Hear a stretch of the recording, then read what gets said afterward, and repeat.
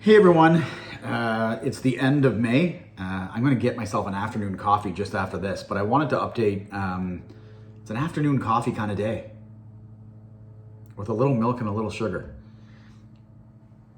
Maybe two, depending on how I feel. I wanted to make this because it is the end of May and sales are in for the month, all but a couple of hours are left. And I wanted to just give you an update. We could wait for the brokerage numbers to come out, but I'll just give you the news in 3 minutes or less about what's going on in Guelph real estate. So we're gonna roll in at about 180 single family resale homes to sell in May. Last year there was over 200. The prior years there were higher numbers than that. So we're down from last year, which is also down from the prior years. Because sellers buyers aren't buying, and sellers continue to list their houses for sale. So there was an article, and I will link it below, that we did, or a video that we did for Guelph Today it might have been November. And there were a lot of it was something like the headline was lots of listing cancellations or something like that. And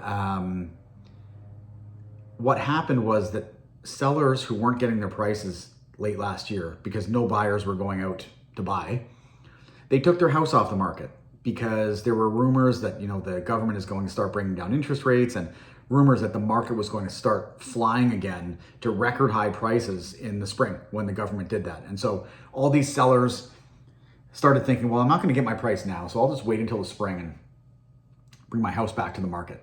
Well, sure enough, the government didn't reduce interest rates in January, February, March, April, or May.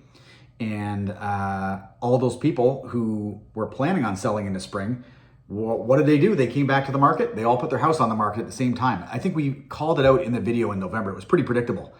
And now we have a whole bunch of houses on the market. Interest rates haven't moved, and buyers aren't moving either. And so we're in the same situation that we were in 6 months ago, except for now we have a lot more inventory on the market.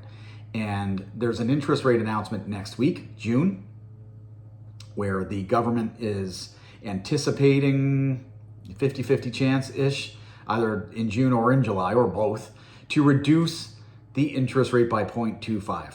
And there's, again, this talk of if they do that, the market's going to take off. And I don't know who starts these things, but it's not going to happen.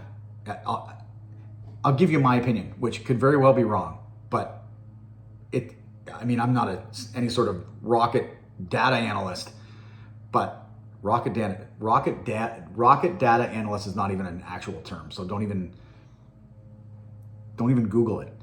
I'm not some sort of scientist or some data expert, but I can tell you it's basic supply and demand. We have too much supply, we have too many sellers that want to sell, and we have too many buyers that are waiting on the sidelines for a variety of reasons. And I don't think rates are going anywhere. And there was a video earlier this year. We did an article with CTV on the Ontario market for the spring.